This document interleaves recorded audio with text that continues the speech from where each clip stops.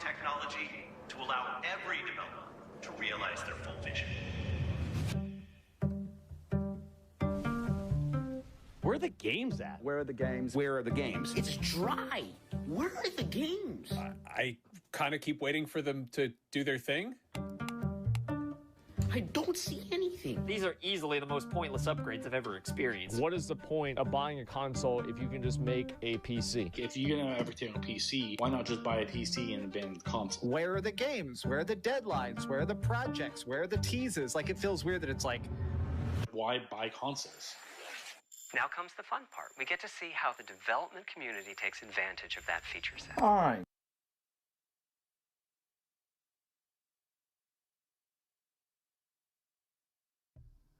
Okay, guys, what's going on? This is your boy Lago One Half and Duo back at it again with a Generation N. This one is gonna be a long video, and this we get it down to the nitty gritty of Generation N.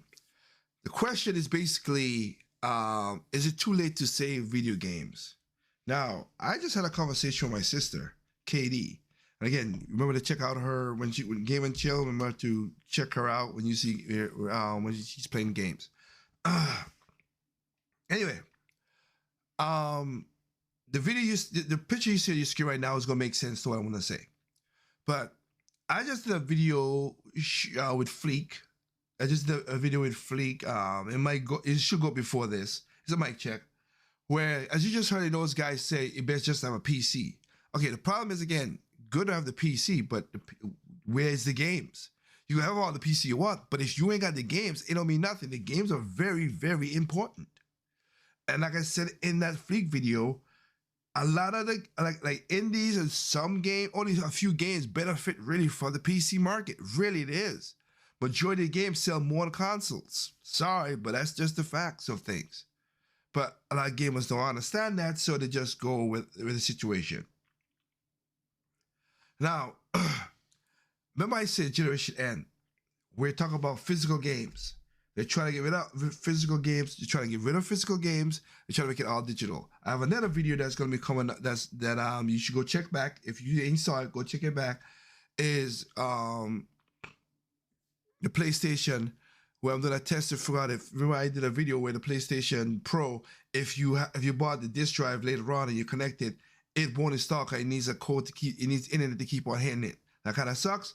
I did a video. It's long, but I did a video just to see. I have the OG PlayStation 5, and I'm not switching out for it because the drive is a part of PlayStation, and it looked like I could do a lot of stuff in it. Install, blah, blah, blah. So that's good. But I talk about physical, and here's the thing. I want physical games. I don't trust people. And I'm going to say something right now, which I just talked to my sister about, and I want to point out to you guys too. Nintendo. I might got to do a little video about this quick, fast, so they need to understand this. My fear is this: Nintendo, you let us kept our 3DS saves and our Wii U saves. You're not letting us keep our Switch saves. The majority of the games I play and my sister plays is RPGs, which is hundreds of hours. What's gonna happen when the Nintendo light goes off? Switch light goes off. It's going to happen. So what is it? Are you going to give us the power that we can save it? I hope you do. That would be a great fix, and that's what it is. I am going to do a campaign about a small video about that. I hope you guys share it and hope Nintendo fixes that, because sorry, that needs to happen, because it's kind of weird that I could play this game and I can't do that. Now, PlayStation 5, without the internet, I can play my game and it's saved, and the game file is saved on the hard drive. So PlayStation has that over the Switch, point blank period. But I talk about physical versus digital. I talk about, I talk about creativity versus money. I talk about photorealistic graphics versus art style. And also we talk about how a lot of people have been misinterpreting a lot of stuff and just moving forward with their stupidity. That right there is the industry. We're buying more broken games. We're puffing up more stupid games that should not even get the shout out there. But we do. And again, majority of the problem is the gamer's fault. We buy stupid shit, and what else can I say? You buy broken games, and that's what you get. And then y'all have the balls, the audacity to go and the audacity to basically cry, "Oh my God, I bought this broken game, and then these guys, they're assholes because they should have fixed this game." You are the fool because you bought a broken game. You are the one who allow yourself to slowly get. You're freaking crazy. Exactly. So, like I said, so we're gonna talk about the industry itself. Yes, EA, Ubisoft, all those guys are greedy, but with the point we are right now, their greed has also you guys buying into their stupid greed has affected a lot of things, and the industry is on a bubble pop. That's why I've been saying this for years. You guys know, you guys know your boy. I'm a champ when it comes to telling the truth of this stuff. I was undefeated on this thing. But anyway, we're gonna talk about something as well too. We talk about DEI hires and stuff like that, and this video. But I want to point out something. Okay, 2 weeks ago, earlier ago, there was a plane that, like the plane you see right now on the screen. Sorry, I got a cold, so I apologize for that. I just had a coughing fit. But anyway, I had a plane on the screen. The plane landed, overflipped. Yeah, people were saying, "Oh, it's DEI hires, DEI hires." Come to find out, and I've said this through my radio show. Wait for 72 hours before you report on an app store. You can report and say, "Wow, this happened," but don't jump to crazy conclusions without knowing the facts, right? Now, we know they're trying to put DEI and wokeness into gaming, and we're going to talk about that. But I want to talk about this. Now, it was a guy who flew the plane and then a female co-pilot. So it wasn't DEI. The guy was flying planes like this since 2007. So with a DEI hire, it was just a timing, the wind pulled out of the plane. I don't know that. I can't see a windsock. But it happened. It sucks. Nobody died. That's a great news. Everybody who was injured came out safe. God bless everything. That's good. But stuff like this, what you're going to see right now, is why people say DI hire. And this person is a DI hire. So listen, I'm playing this so you can get a perspective of this before we dug deep into the real video. So let's play this. This pilot got into an argument with the ATC over the approach, and you won't believe how the ATC responds. You should have turned to your base before you hit the approach end of the runway. You're outside the airport traffic area. We're on about a quarter-mile final, ma'am. Base. Yeah, no, you should be inside the airport. You should have turned your base up even the numbers. We can't do that and land on the 1,000-footers. Well, that's what a short approach is.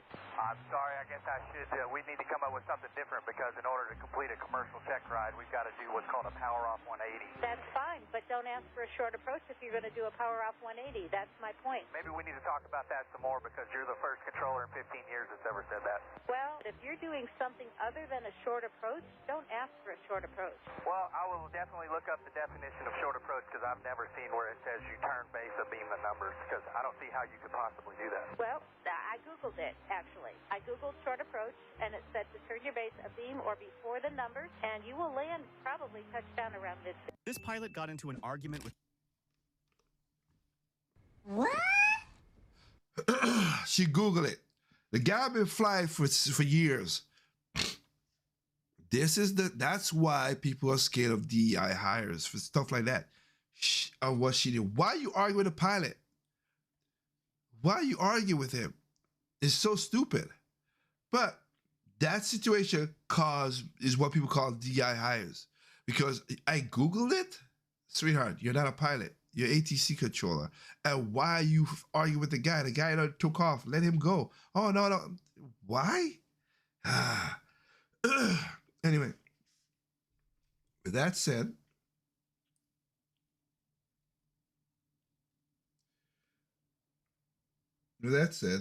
let us go into the video proper now.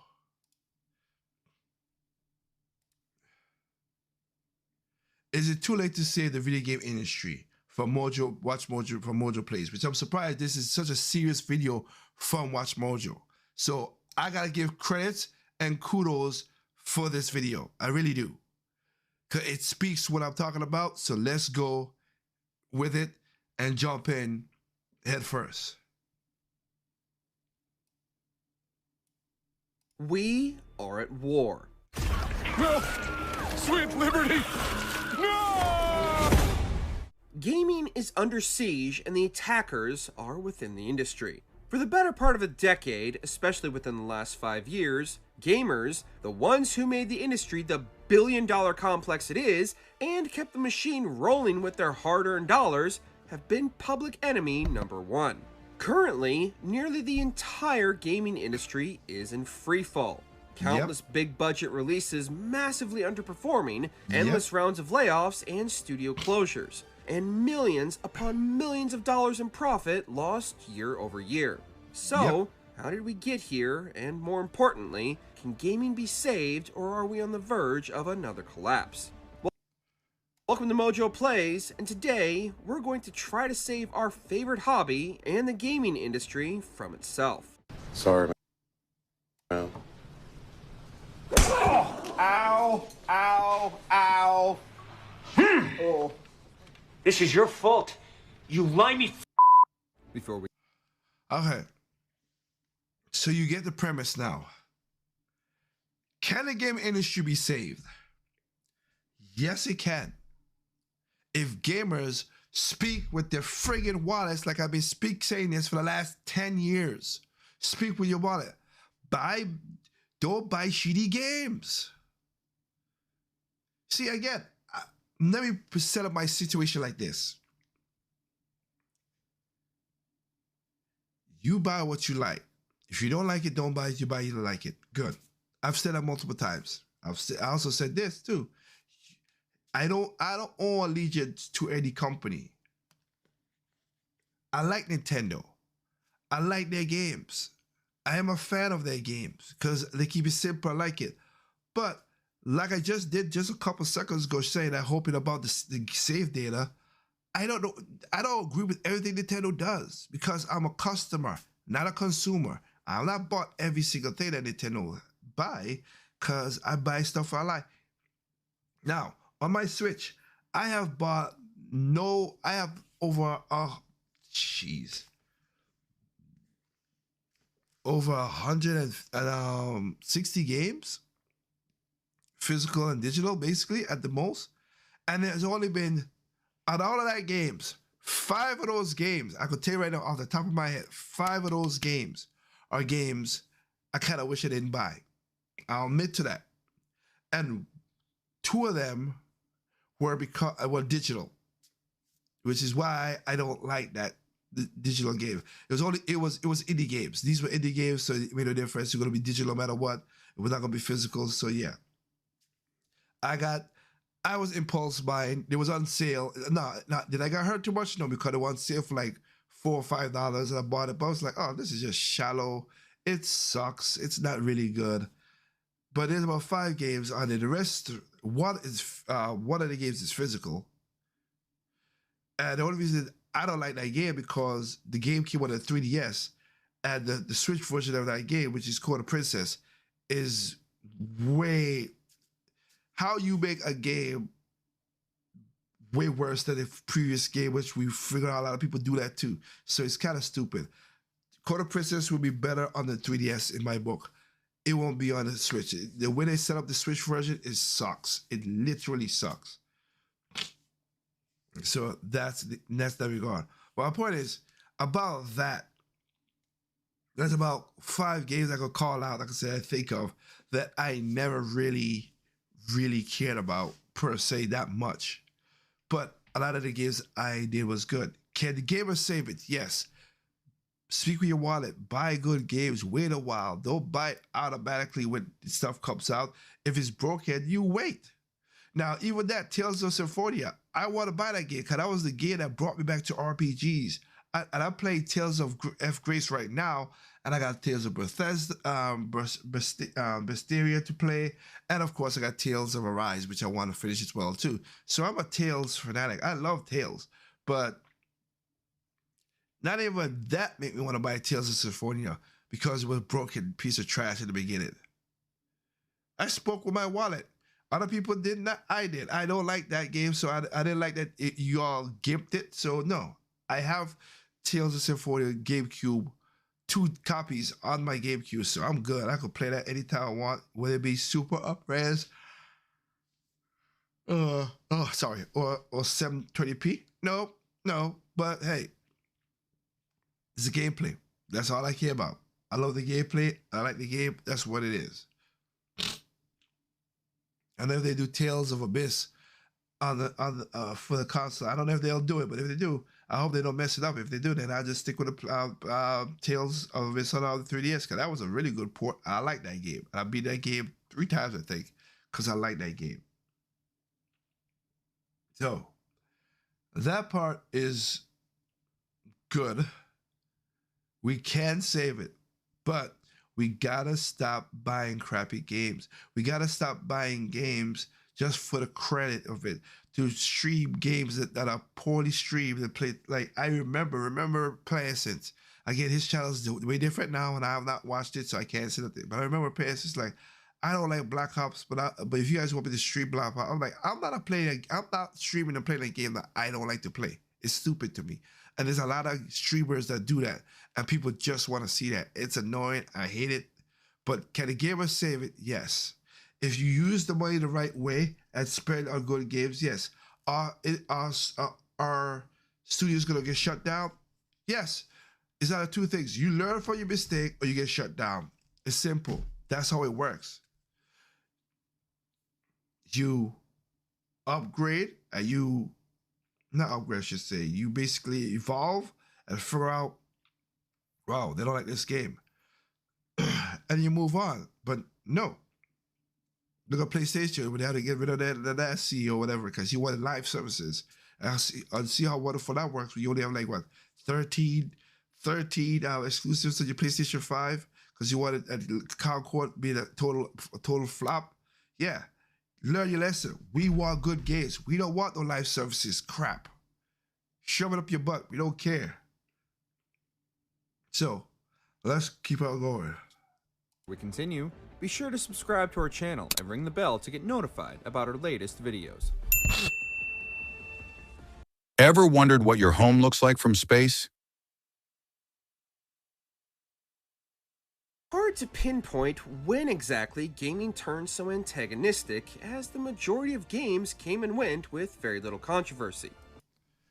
I can tell you what happened, and most of my subscribers can tell you too.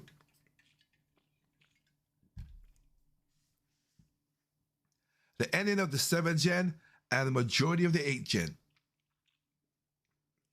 Now, other people will say, oh, well, 2020 and all that stuff, because he said 5 games. No, it's not that. We had broken games happening in the 8th gen, but people didn't care for that stuff. They wanted to just keep on getting whatever. Xbox basically took a big hit. PlayStation became the top dog, not denying it. They became the top dog, but they let a lot of shit slide, which caused a lot of the problems. They let a lot of stuff slide, but people didn't want to call about it because PlayStation was the hot thing now, because everybody was like, oh, the 360. Nope, that was PlayStation again. So yeah, that's the crazy part. That's what it was. But that's the way I see it.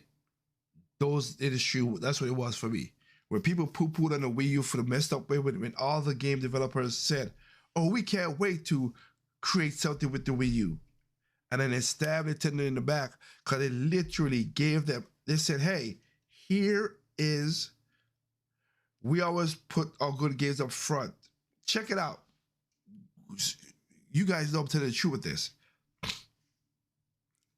Nintendo had only the Mario game, New Super Mario Bros. Wii U. And then they told EA, they told Activision, they told everybody, we are not going to put that much games out there. You guys go ahead and push your games. And then they went on E3 saying, Nintendo is changing the game. We're doing this, blah, blah, blah. You see the videos. And they say, oh, we're going to put games on there. Nintendo gave them a break so they don't compete with that thing. And what happened? The freaking gaming industry stabbed them in the back. Yes, I know about the whole Wii U name and everything, the marketing, but still the gaming industry kind of screwed them over on that shit. Look at the Switch. Nintendo didn't give a damn about people with the Switch. What the Switch did, no other gaming console will ever do again. No, and has done and ain't gonna do again. Nintendo came out swinging. Breath of the Wild, 1-2 Switch, Mario Kart 8, Splatoon 2, ARMS, Fire Emblem Heroes, Mario Odyssey, Xenoblade 2. They literally packed the hell out of that first year, and that Switch was selling like hotcakes, sir. That's the difference. So Nintendo understand. Okay, we gave y'all. You see what happened is in the GameCube, we give you a chance. Y'all screw us over. That's why Yamaguchi said, "Nah, forget y'all. We ain't doing that shit. Let's go with the Wii." The Wii sold like crazy because they had their own stuff. Then you came back to the Wii U. Again, y'all try to give a chance again, Nintendo, and they just literally shit on you. The Switch, Nintendo was like, "Nah, F y'all. Nah, we ain't doing this. We good. We learn our lessons." Learn the lessons. So that's what is good with that. But if I had to pinpoint the igniting spark, I'd have to say, among other real-world events of the time, it was probably the release of The Last of Us Part 2 in 2020. Now, I'm not going to pretend that Laura Bailey and Naughty Dog themselves didn't receive a lot of backlash and threats, which is absolutely ridiculous and never should have happened. But beyond those things, it was Naughty Dog's response to the backlash against their story and characters that seemed to tip the scales. After fans were understandably upset over Joel's untimely death and rightfully called out how easily Joel let himself fall into a trap, especially after the events of the first game, Naughty Dog went on the defensive, copyright striking YouTube channels for daring to voice their opinion about the game. There you go, Amber. You talk about, PlayStation, Microsoft don't do shit. There's Sony doing that. Or Naughty Dog. And they also were suing people too. Because when people figure out who you play for, whatever, they wanted to sue people. Maisie Lucas did a video about that. Suing people because they're laying the stuff out. Yeah. That's how crazy it was. Amber. Again, Nintendo's suit is for that emulation. These people sued because they wanted to be dicks. Anyway. Now, besides this being a gross misuse of the copyright protections on YouTube, had they simply put their head in the sand and let fans and critics alike talk openly about the game, it's likely much of the backlash would have subsided over time, especially since the game has received a re-evaluation by many fans in recent years. This is much like how Kojima ignored the backlash. I don't think so.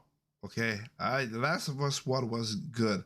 2, again, no, it wasn't. And Drucker, whatever that guy named, whatever, he kissed my ass. Stupid. Nope. Flash to the ride and bait and switch back in Metal Gear Solid 2, and that game has since become regarded as one of the best and most important games on the PS2.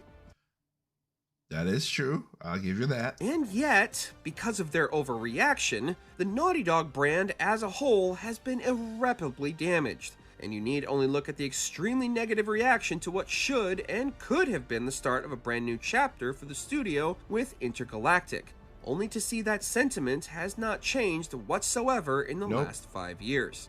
But we can't put all the blame on one studio. No, this is a problem that affects nearly every single studio, media outlet, and gaming community. This game is going down and it's all your fault! Gaming has gone mainstream, and because of this, naturally, bad actors have found a way inside in an attempt to influence the medium from within. For decades, gaming was viewed as a childish pastime, something you partake in as a kid and then presumably grow out of as you get older. However, gaming has widely become recognized as one of the most profitable forms of entertainment in the world, with players of all ages and demographics continuing to play well into their golden years. And much like film, television, and even literature, those with their own agendas and ideals couldn't leave well enough alone and began to warp that which is loved by millions around the world. Now, I would say this. I have no problem with Dustborn. I still never released that video that I have about it. Make more Dustborns. Go ahead. It don't sell, but I would say without taking the taxpayers' money to make the crap. But if you want to make the game, I have a problem. Make the game. You have a product, I got money. If your product is something I don't want, I ain't gonna buy it. I'm not gonna stop the creativity of somebody from making a game that whatever. Make the game. The problem is though, don't try to force S down our throats like it's the second coming of Christ. It just ain't.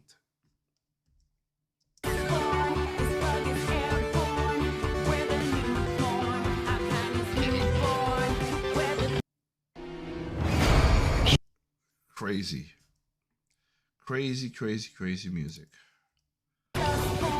With the rise of social media, so-called gaming journalists began openly attacking gamers in an attempt to shut down discourse. No, son of a bitch! That is so true. And again, I remember asking the video to see, do I want to call them social gamers? I think that's the only one that makes sense. Call them social gamers, because they're not. I don't know. I don't know what to say. Social gamers, people who don't really know about gaming, they don't care about gaming, they are pretenders. They're doing this because it's a grift, they could make money off of it. That's what these people are.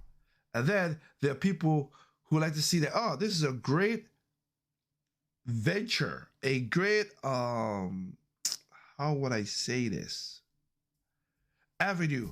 And then they push it to like, oh, we're going to push our agenda down your throats. I want to play a game that's fun and simple. Yes, you can have intrigue. You can talk about certain things. I ain't got a problem about that. But again, make your game. But don't get butthurt that people don't want to buy it. That's all it is. It's a free market. Put it out there, see what happens.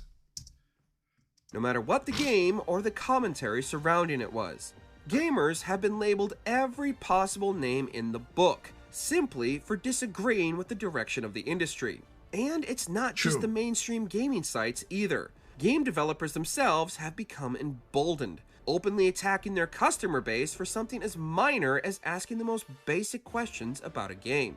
The entire industry has become infected by an anti-gamer sentiment, and it has become rotten to its core. Community managers are especially egregious in this space, banning commentators and fans for no reason other than the crime of, checks notes, having a difference of opinion, dictating their rule and voice to be that of the company that employs them, and completely destroying many games' reputations before the game even releases. The pursuit for more diversity in the medium, which was never an issue before. That's the part I hope people understand. There was never a diversity problem. There never was. Oh, there never was. And I didn't care. We had games, we had people. You had people who were playing games and having fun with it. That's all it was. We never had a diversity problem. We had female people. Samus. What the hell? Samus was doing that. And of course, it's so funny. Did we see any of the women who, like, I'm going to bring up Sarkeesian up here, of course. Did Sarkeesian ever did that? Because she's basically put to rest. But okay, Nintendo released a game called Princess Peach Showtime. Did she praise that game? Hell no, because she can't make money off of the damn thing.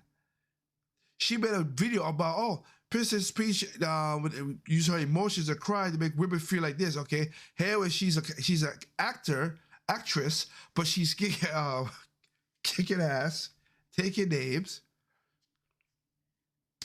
Where's the surprise? Where's the love? Where's the, you know what? Of course not, because that's not what they want. They don't care. We had a diversity in games. In games, we did. Def Jam Vendetta, a lot of black people was in that. FIFA Cup, NBA 2K, I mean NBA games, like we had that games in there. Prince of Persia, you had Arabs, you have Asians, you had Africans, you had a lot of. It just sucks. It literally just sucks. through the groupthink of DEI, or diversity, equity, and inclusion, has been morphed and twisted into something altogether much more sinister. The forced implementation of DEI has resulted in games becoming nothing more than platforms or soapboxes for people who don't even care about gaming. Exactly. Funnily enough, diversity, equity, and inclusion only applies to specific groups, and is only inclusive to those who agree with everything the group represents, full stop. Exactly. DEI has instead become destroy everything from the inside, as they... I'm proud of you, sir. Whoever you were doing this, you're right.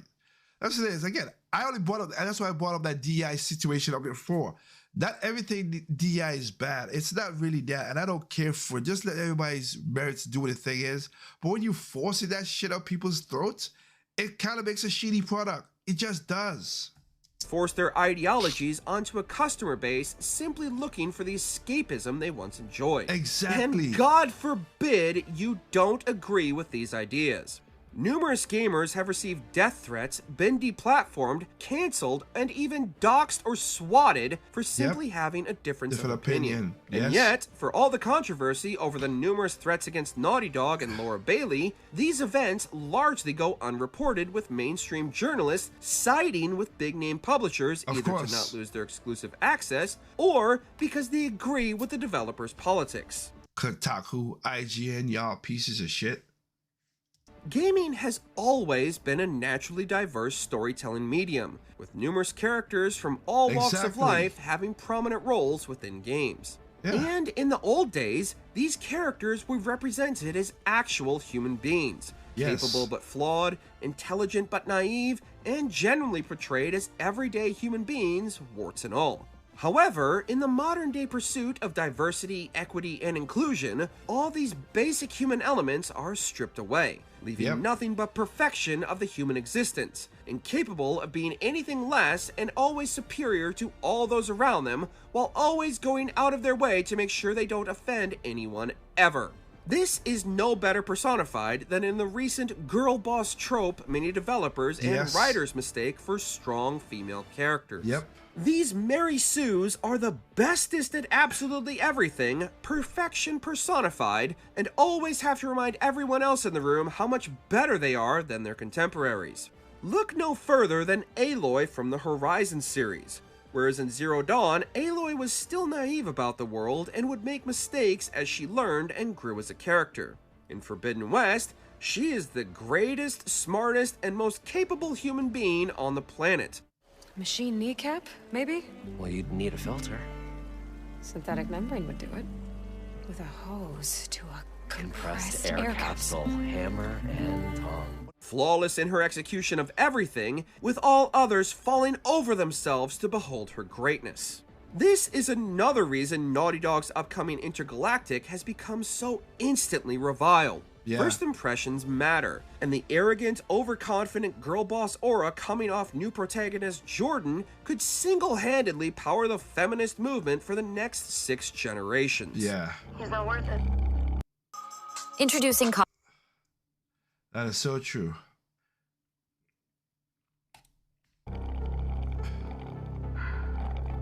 I'm wasting my time, aren't I? This isn't even mentioning the constant race swaps of established characters. Isn't Deadshot supposed to be white? The continued uglification of female characters.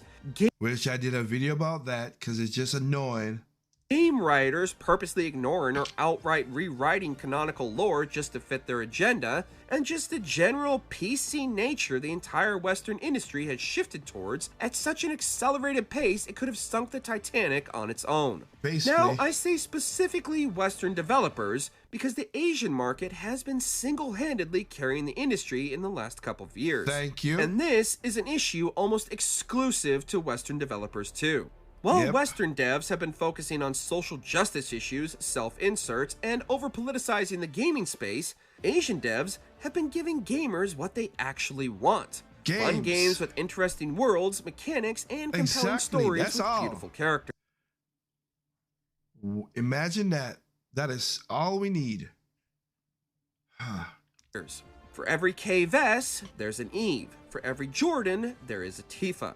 For Western devs, even legacy characters are no longer safe from this de-beautification.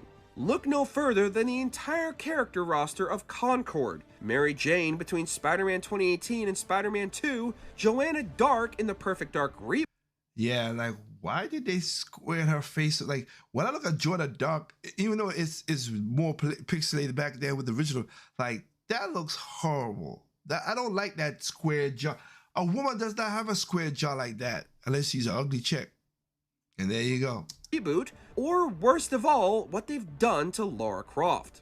And gamers have resoundingly rejected all of this being forced by Western dev studios. True. Controversial or not, DEI has been one of the most detrimental implementations in gaming ever.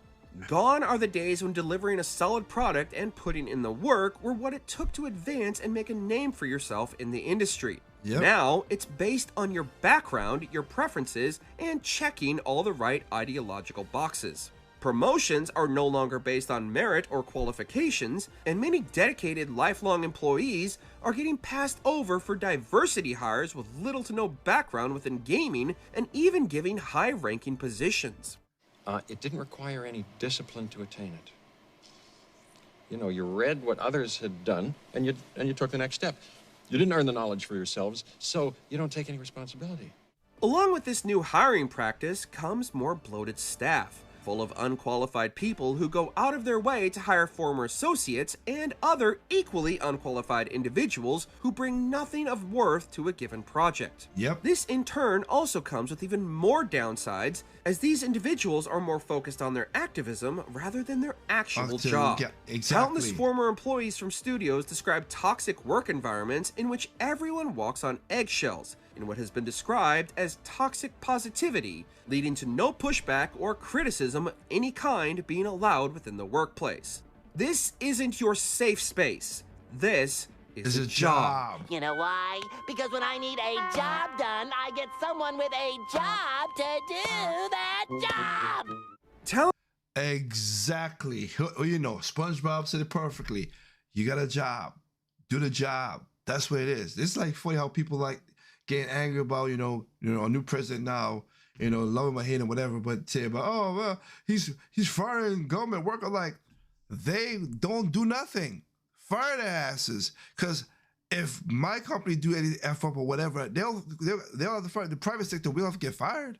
So I don't give a dang about no government employees that regard. I don't care. Because we got to do a job. But this is the situation that's going now into the gaming situation now, that these people are just creating this craziness in the gaming market. It sucks. Talentless people hiring other talentless people to create a product no one wants, all while viciously attacking anyone online who speaks out against the direction of the industry. Oh yeah, if you that Assassin's Creed thing right there, go check out Fleek's video, Fleekazoid video on that. That is funny, and it again, good job on him, because again, Ubisoft is just literally just shit in the bed right now. This isn't even mentioning the outside consulting firms. For some reason, these gaming giants who used to have no problem creating sprawling, detailed worlds with beloved and fleshed out, well-written characters suddenly need writing consultants? What? You need only look at disasters like Suicide Squad and Forspoken to get a sense of the writing capabilities of these consulting agencies. Who leaves a newborn baby on the street? Right? And my name is Frey Holland. Well, at least it wasn't the Queens Midtown Tunnel. That would have been an awful last name. I was joking! Who also happen to charge exorbitant fees for their services, while fundamentally destroying everything they touch. Derivative, cliche-riddled narratives that go out of their way to be as inoffensive as possible at the cost of saying anything meaningful. She's gonna say, I have to find Homer first. Gotta find Homer first. Compare the writing between Spider-Man 2018 and Spider-Man 2 as a prime example. Suddenly, everyone is talking as if HR is lurking right around the corner. Jonah, kiss my ass. I quit. You're so cool.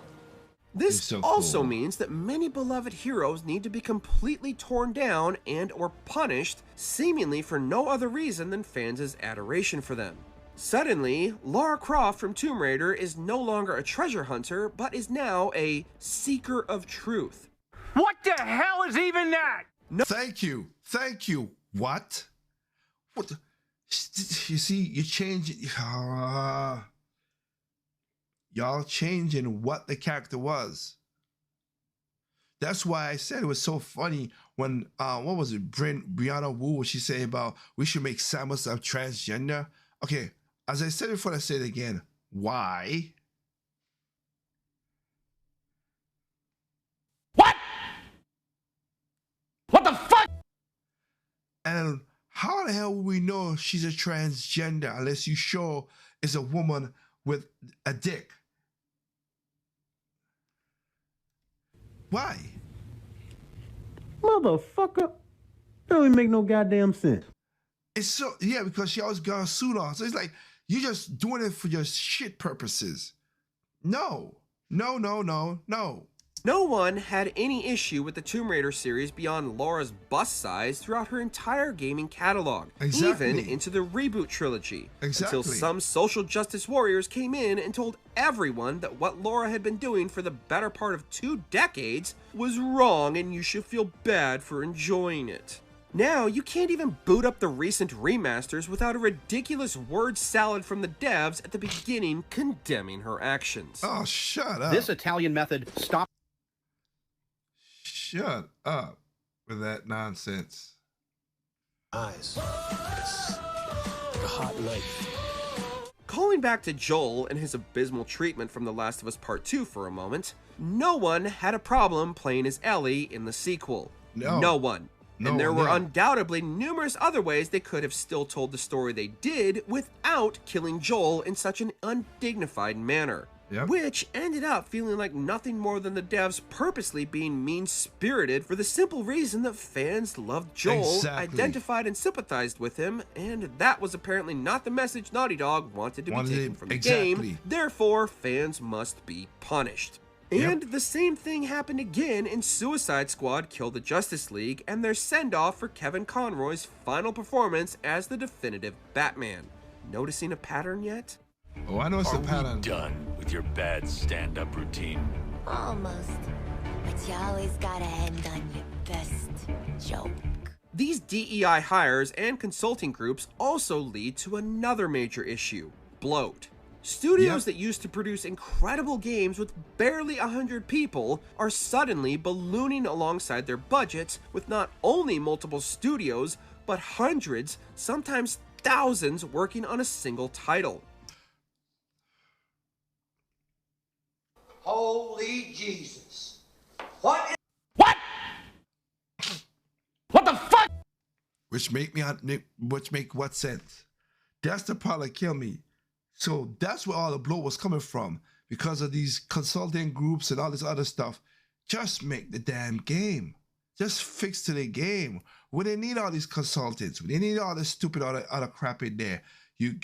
We did that from 90s all the way up to the 2015s. So why do we need a S now?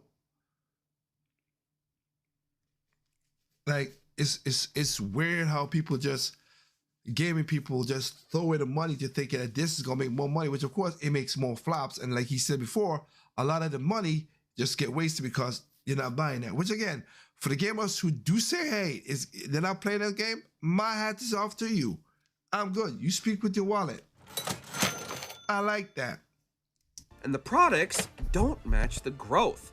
Gamers have become beta testers, playing games with massive day one patches or being encouraged to revisit a game a year after launch because it's fixed now.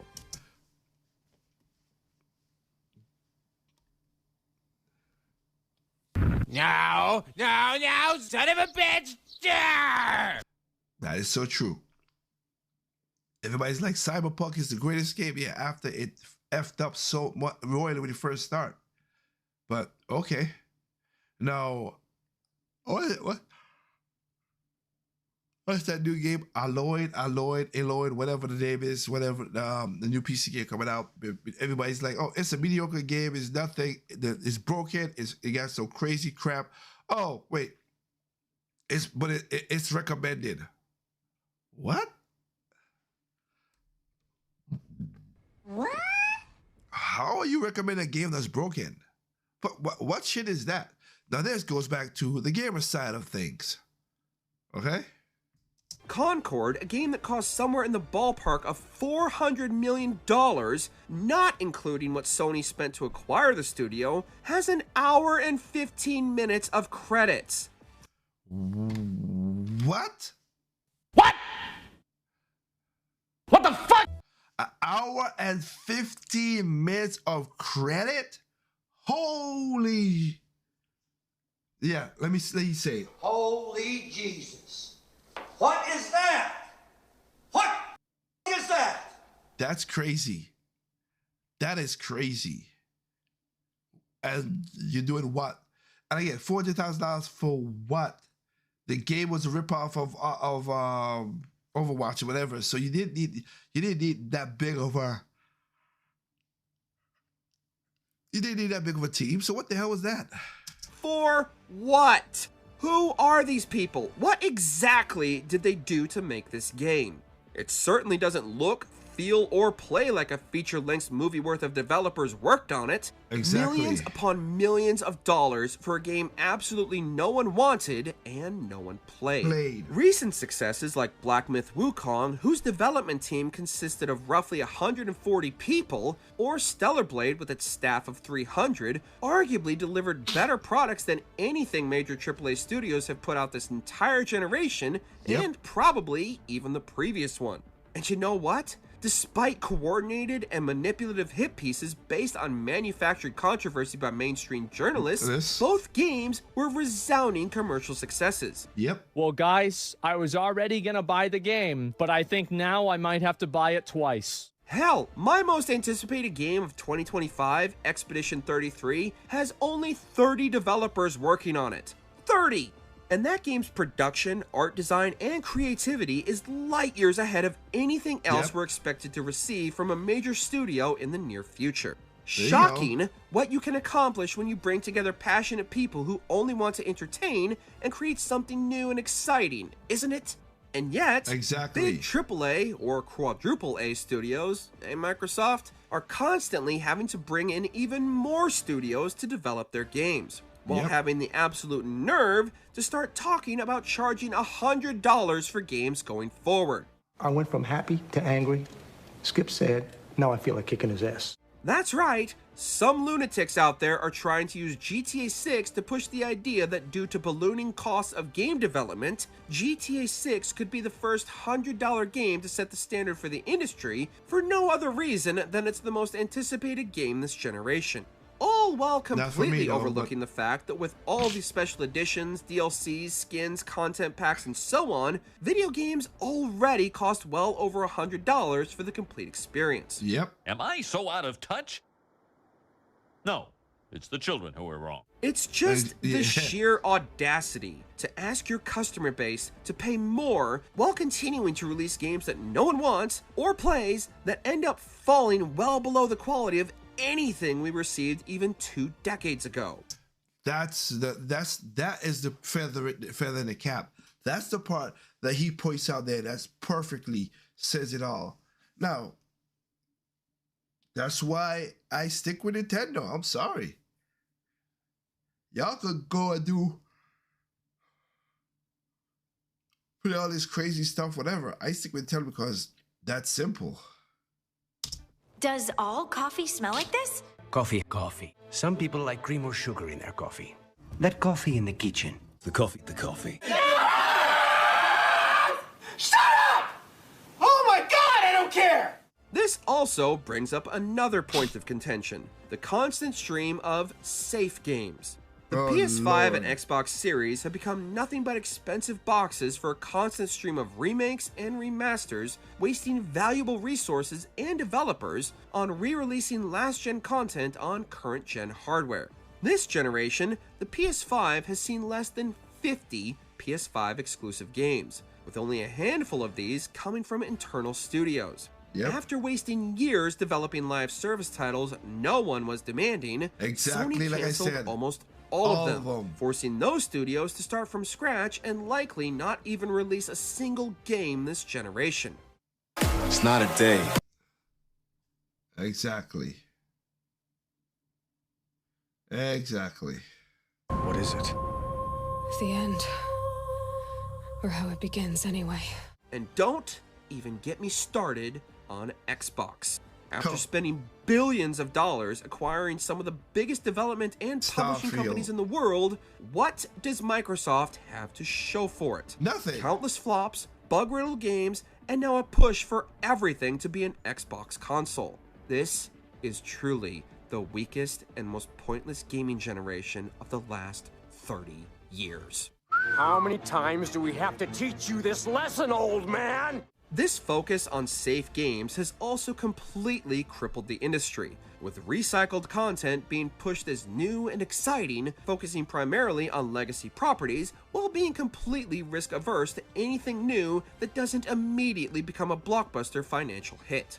Publishers have turned to rebooting the entire series, betting on nostalgia and brand recognition to create the next blockbuster, while at the same time updating the game for the mythical modern audience and disrespecting the property in the process. Yep. Legacy characters are often neutered, pale imitations of themselves, pushed to the background by new, diverse characters who constantly belittle them while establishing their superiority. Yep. The bait and switch tactic has become so commonplace, many fans are able to easily spot it and rightfully reject these titles by voting with their wallets.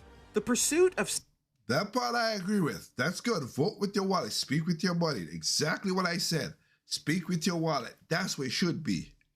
Safe financial investments has also seen the closure of numerous high-profile studios, with many of them either being shut down completely or absorbed into bigger, more recognizable properties. Activision with Call of Duty and Ubisoft with Assassin's Creed are the biggest offenders in this department.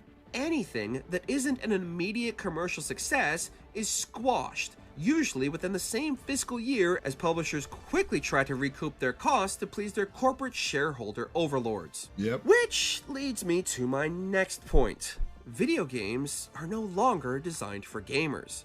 They're created solely to fulfill profit quotas. The shadowy organizations and individuals who bankroll these publishers to churn out a constant stream of mediocre products and blaming their customer base for their failures. So this part this is where the greed comes in now, and point talking about that. So yes, I'm happy that he's jumping to this. This I agree with. The recent push for games to appeal to a modern audience has also been a significant financial blunder for the industry. The pursuit of new players while blacklisting and disowning the dedicated fan bases that made the game industry the billion-dollar entertainment complex it is a bold choice to say the least. Yep. It's a bold strategy, Cotton. Let's see if it pays off for him. And surprise, surprise, the modern audience not only doesn't exist, but also doesn't play or buy video games. Exactly. These people are only interested in pushing the activism these new games represent, while refusing to do any of the monetary lifting required to keep pushing the message. Yep. The recent push against male gamers has backfired catastrophically, to say the least. Gaming is, and always has been, a male-dominated hobby, with male gamers making up the vast majority of the customer base by a pretty large margin. And while there has been an uptick in female gamers over the last few generations, this demographic still pales in comparison to what should be primarily the target audience of these developers. And let me add to that, being my sister, Katie, she would not play some of these garbage games that people are talking about. She would play some of the games that be really male games, like Bayonetta, or Stellar Blade. Like, she will play those kind of games. So it's not a one-to-one to say that's what it is. It's just not. But again, he is correct. It is a male-driven thing. And it's not a negative thing or whatever. You have your audience, make the money, do that. It's the thing about it that killed me is it's a simple recipe to make. That's why Nintendo's making bank over bank right now. You have you know your audience, right? Give them what they want. Make it as easy as it is. That's all it is. Not that hard. Not that hard at all. Look at it! It's ugly, isn't it? See? Like I said, Nintendo, exactly. See? That's all it is. They know Nintendo know their artists, their audience. 60 to 35, 40 to 45. I'm in the 17th percentile. I'm in the 17th percentile, so I'm cool with that. But yeah. You look at it! Hello. You look at it! Hi.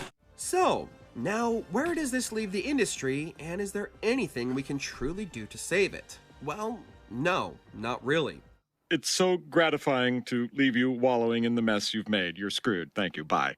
This is an infection from within the industry that is so deep, nothing short of a complete collapse and restructuring could fix the downward spiral they themselves have enacted. What I mean by this is not only do you have people at the top talking out of both sides of their mouth, claiming to love gaming while at the same time doing absolutely everything to burn it down from within, but they also protect their own.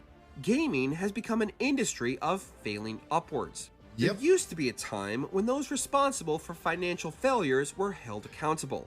Whether through resignation or termination, those who made the decisions were the ones who suffered the consequences. Not so anymore. Instead, while those in the corporate positions of power continue to rake in ludicrous salaries, the devs simply trying to do their jobs are the ones let go and or blacklisted from the industry for having their name associated with a financial failure. It's a big club, and you ain't in it. As a prime example, look no further than the complete and utter disaster of both Concord and Dragon Age: The Veilguard. Both games are widely considered some of the greatest financial disasters of 2024, and yet, like rats fleeing a sinking ship, many of those in high-ranking positions managed to escape the rushing floodwaters of studio closures and layoffs and have already found new employment elsewhere. Corinne Bush, the activist director of Dragon Age: The Veilguard, who not only might have killed the Dragon Age IP permanently, but also put the final nail in the coffin for BioWare's reputation, has been hired by Wizards of the Coast to work on a new Dungeons & Dragons video game. While the writers of Veilguard, along with their other BioWare embarrassments Anthem and Mass Effect Andromeda, have been hired as the lead writers for Sucker Punch's Ghost of Tsushima follow-up, Ghost of Yote. Oh my goodness. Really?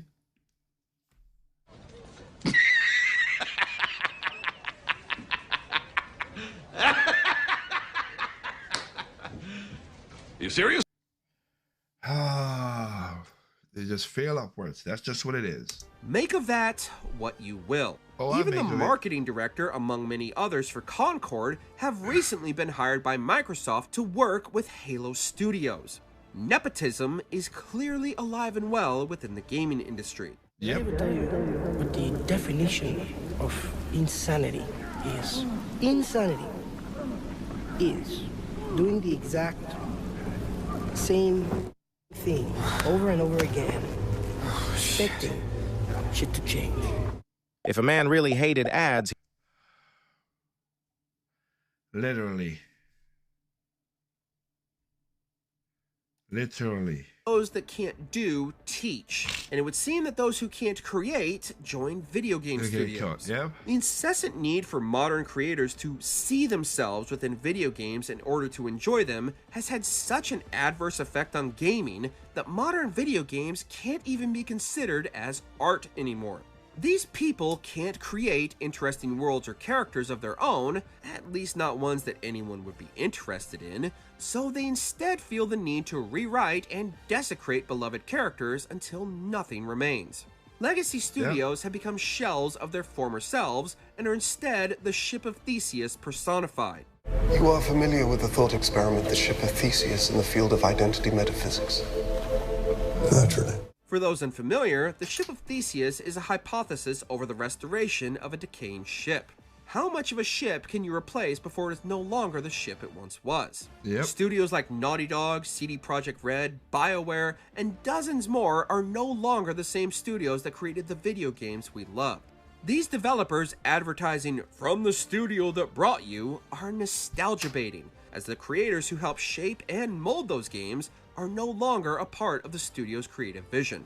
Let this be a lesson to all of us. Gatekeep your hobbies. It's not hard to look at the current situation in the gaming industry as something we ourselves as gamers are partly responsible for. For generations, gaming was shunned by the mainstream public and the constant punchy bag by out-of-touch media personalities and parents, and in our desire to be accepted, we welcomed one and all, encouraging them to find their space within our beloved hobby. And by the time we realized what we had done, it was too late and the cancer had spread. These people joined our gaming communities not for the love of the medium, but for their own selfish reasons, pushing their ideologies and opinions on gamers with the threat of retaliation as a fear tactic to get their way. Put this stuff up to your higher-ups, and if they don't see the value in what you're asking for when you ask for consultants, when you ask for research, go have a coffee with your marketing team and just terrify them with the possibility of what's going to happen if they don't give you what you want. Thankfully, all is not lost, my fellow gamers, for the tides, they are a-turning. The days of hiding incompetence behind the guise of diversity have come to an end. Due to recent real-world events that have led to the complete and utter disillusion of DEI programs, means the well of endless cash for pushing specific ideologies into places they never existed, as well as the recent revelations that legacy media outlets were paid to target gamers and label them as every derogatory name in the book, has been a rallying cry for the gaming community, and they have awoken a beast from its slumber. Oh yeah. Should have let me sleep. Gamers are once again on the defensive, and any smear tactics and harassment campaigns are being met with an unprecedented amount of pushback. People who have become accustomed to always getting their way are now screeching and having to defend their positions in a way they've never experienced before. And like a cornered animal, they're lashing out and showing their true colors. It's afraid. It's afraid! Without the additional money that DEI offered in exchange for selling their souls and turning on gamers, studios... And that's basically the what was it called? It was the, I forgot to count the money, because that's basically what it was. It was like, oh, you put in this stuff inside of DEI stuff, ESG, that's what it is. We're going to give you money. Even though the game's going to flop, we're going to give you money to at least pay off your people. Okay. How well that worked. Studios will gradually be forced to cut out the rot, but this will be far from a painless process. Most upcoming projects are too far along in development to really expect any significant change, and we likely won't see the fruits of our labors until the next generation. But know this, player, we are winning. And for those of you clinging to these practices that have nearly driven the gaming industry into ruin, just know these companies were never on your side. Never. It's just a lot. It's just a whole lot. Because now I'm in a position where I don't think BioWare is on my side. Like any major corporation, they follow the money, and there were only so many financial failures they could withstand before the pendulum would shift back in the opposite direction. That's true. You nearly destroyed an entire art form for your beliefs, and you rightfully deserve the reckoning that has befallen you. There will, of course, still be those resistant to change, and eventually they will be forced to face the backlash of their precious and almighty investors and shareholders, and if Ubisoft's current predicament is anything to go by, they will not be happy for long. So, what does this mean for the gaming industry going forward? And is it still possible to turn things around? Well, yes and no. The vast majority of... Yes, it is. It's a weird... Like I said, if the gamers keep on going against Jungle, Velgon, all that stuff, and do that play like Avowed just came out. F Avowed, it's broken. Don't buy it. Don't do the stupid crap like that. And then you let the good games come. Again, it's kind of messed up that, you know, for, again, Microsoft again, you let, what was that game that it would talk about? The animation game, I forgot what it is. Oh, dang it. The one with the guitar. It's missing my name right now. But that game did great. Sold well, but y'all shut down the studios. What? What was that for? What was that? That makes no sense. So you shut down a studio that makes money, but then you would keep the other studios that don't make money? That's stupid. That is literally stupid. Studios will continue to cling to their old ways, despite the constant string of commercial failures and flops, seeking to blame everyone but themselves. Yep. EA even recently went so far as to blame the lack of live service elements as the main reason for Dragon Age the Veilguard's failure.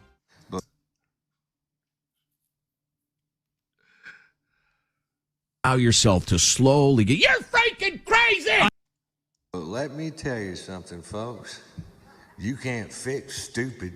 If gamers truly want to affect change, then they need to hit them where it hurts. The wallet. 2024 was the year when gamers made their voices heard, and nearly every major studio felt the weight of this uprising. If you want to support the games industry, don't support studios who don't support you. Exactly. If game publishers want us to get used to not owning our games, then they should get used to not owning those studios. All money. Change will happen slowly, and we must be wary of studios and developers who pretend to have players' best interests in mind.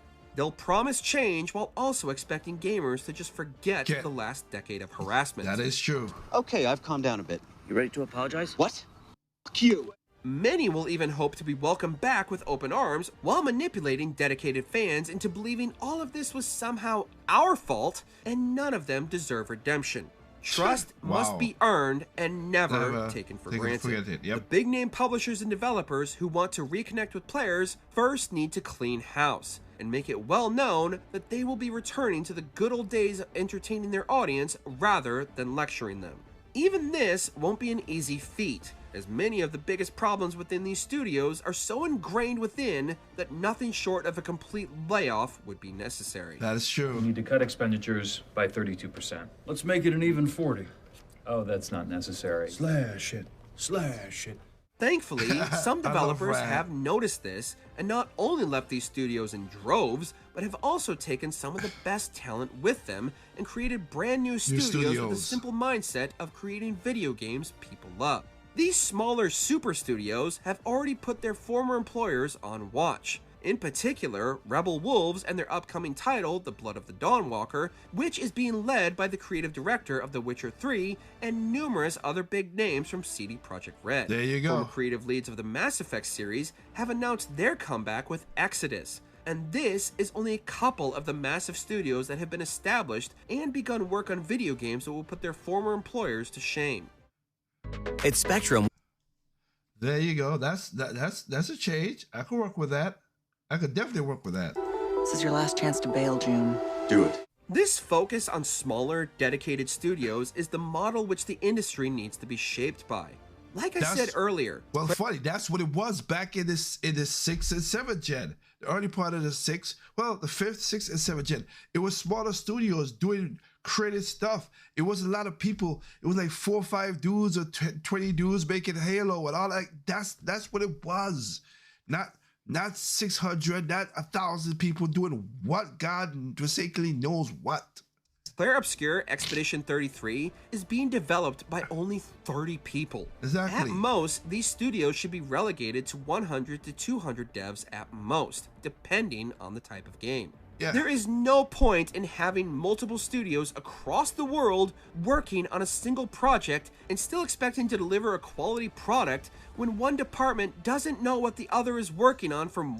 Which is so stupid, Ubisoft. And again, going back to what he said earlier, you had a game. Of course, the game was kind of poo-pooed on this too. Prince of Persia Lost Crown was a good game. A good game. But y'all didn't force it. Whoopee. Didn't have any crazy bugs. Game work basically very good. And you guys could have backed. Here's the thing. Half of it is you let the gamers do the stupid stuff. The gamers will have the problems will too. But also, you could have put more emphasis, more, how should I call it?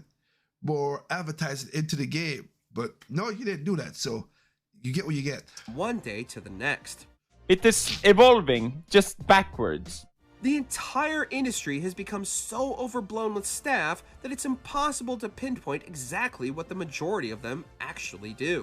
The vast majority of video games that have stood the test of time and are still critically regarded to this day were created by small, passionate teams. And with technology progressing to the point where small teams and even solo developers are becoming the industry leaders, what exactly is the point of having studios composed of hundreds, if not thousands of individuals working on a single project when these teams could be splintered off and end up developing 2 or even 3 new games? Yep. The reason why this isn't a viable option is because the devs working today are so incompetent and unskilled that their work needs to be constantly carried by veterans, leading to constant oversight and the need for even more developers to pick up the slack. The era of these safe games also needs to come to an end. Player fatigue is a real thing, and most gamers are tired of not only the deluge of familiar franchises, but also the overuse of specific game mechanics. Souls-like, Metroidvanias, and kitchen sink style games that feature a little of everything the industry has to offer have diluted their respective genres and stagnated creativity. I would say that, and I do need to pick up that game. That's a game I need to pick up. That's a good game right there. People say it was a good game, but I'm gonna pick it up for my Switch. 9 Souls, I like it. I took a lot of criticism for lambasting the overabundance of Souls-likes these days, and all it took was Ninja Gaiden 2 Black for everyone else to realize there can be too much of a good thing. Vindication! Sony is especially guilty of playing things too safe this generation.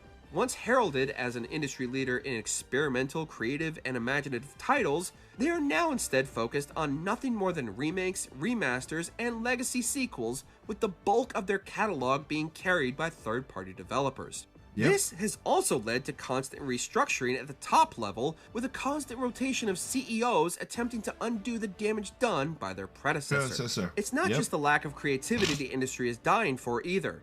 Gamers have become nothing but beta testers for buggy, broken games created by inept and inexperienced developers who spend more time attacking gamers on social media than actually working on their games. Endless amounts of pre-order bonuses won't make up for the fact we can't even play the damn thing at launch without it crashing. As the famous quote goes, "Late is just for a little while, suck is forever." It's not very often a game can recover from a botched launch, No Man's Sky notwithstanding. And these days, if a game launches... No Man's Sky is a CD and Cyberpunk. Those are the 2 I would say. Broken, gamers are more likely to completely write the title off. I still understand why people give Bethesda this bullshit. It surprises me. It literally does surprise me. Off entirely. Even Bethesda is learning this lesson the hard way. Whereas gamers were more accepting of a few bugs here and there, even just a couple generations ago, gamers are no longer willing to be the supposed AAA developers' playtesters any longer. Well, how dare you? Look, video games are how I deal with stress. If I stop playing, I'll start thinking. And if I start thinking, I will freak the... Gamers have made their voices heard loud and clear, and it's up to the publishers and developers to listen. The gaming industry became the financial juggernaut it is today without any forced diversity, live service games, or the constant threats against gamers and their beliefs. Gaming used to be a welcoming community for people from all walks of life from all over the world, and it has since mutated into an echo chamber of self-important people who punish others for a difference of opinion. We are not internet trolls, grifters, or whatever other slanderous and narcissistic title. Well, we are that in some cases. Let's not be honest now. I don't know. I'm not going to blatantly give gamers the free ride they should get now. You want to award to us for daring to speak our minds about the direction of a hobby and pastime we are deeply passionate about. The days of bullying us for our love of video games have long since passed, and we are done being played. We are gamers, and just like our beloved games, we won't give up until we win. And spread managed democracy throughout the galaxy. Become a hero. Become a legend. Become a helldiver. Did you enjoy this video? Okay, proud, give it to it. Gotta give it to that. I hope that's the situation. I really do hope that situation that we could do that. Now again, it all comes down for the gamers to speak with their wallets. That's the only thing you could do. Speak with the cash, speak with your wallets, make sure you do what you gotta do. But if you're gonna do this nonsense, I'm telling you right now, it's not gonna work out the way it's supposed to work out. Just saying. So, literally, just stop giving your money to stupid games. Even if they tell you something you don't like, don't give it to them. But like I said, I'll give an example. Remember, you had people on the channel that I bought Mario 1,000 Year Door. And people are like, oh, you know, with the whole, with the ghost being a girl thinking that she's a boy and all that stuff like that. Now, I'll say this again. You don't like it. You didn't buy it. I am 1,000% behind you. I only say this because, again, in the original GameCube version, that's what the GameCube version in Japan, that was what the game was. So they didn't change. They literally didn't change it for modern audiences. That they just put in what it was in there. But again, you don't want to buy it? Cool. Great. That's your wallet. That's your money. You work hard for that shit. You should not play Nintendo that. You should not play Sony for crap, Steam or Xbox for crap. That part I do get. So we got our biggest speaking is our wallet. That's how we speak. Loud and clear. Now some of this people speak that said stuff loud and clear. I like that.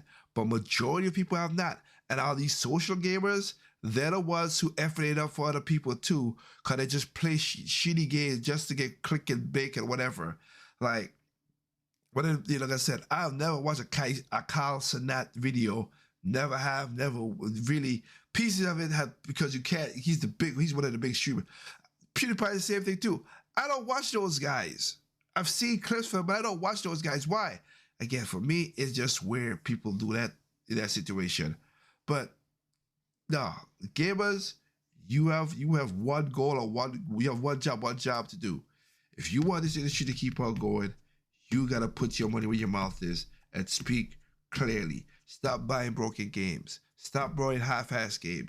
Buy physical games. If digital is the only thing in there, I can't argue that. Buy digital, but buy up the physical games. Show the people that physical media is what you want. Do that. Do not let them do broken game for 2-3 weeks and then let them go with it. Wait for the game to come out and see what it is. I mean, heck, I didn't buy Zelda. Zelda had a little glitch in the problem as well too. I didn't buy Zelda day one. With the one with Zelda Echoes of Wisdom. I didn't buy it day one. I waited. Well, my sister bought it for me, but that was it was still a couple months later. She bought it for my birthday. But still, yeah. Same thing with just certain games. You just gotta wait. Again, I just talked about the Tales game just earlier. The Tales games, nah, don't care. Not gonna do that. So yeah. Seriously, guys, just remember, we got a generation, we can save it. Is it too late to save the game industry? No, but I do think that there's a bubble pop that needs to happen to reset it, basically. If the gamers are not going to do what they're going to do, which I'm not surprised, then we need an industry reset. We do need that. All right. This was a good game. This was a good video from Watch Mojo. Thank you, dude, for taking up and have the balls to say some of the stuff in here. And again, yes, this is why I like, it's a hobby. It's something I like, enjoyed. Okay? With that said, remember, there's no perfect games out there. None. There's no perfect games out there, because what's perfect to me is not perfect to you. What's perfect to you is not perfect to me. Simply enjoy games on all consoles, including PC. All right? Enjoy it. Thank you all for watching another Generation Ed. We'll catch you in the next video. Peace out.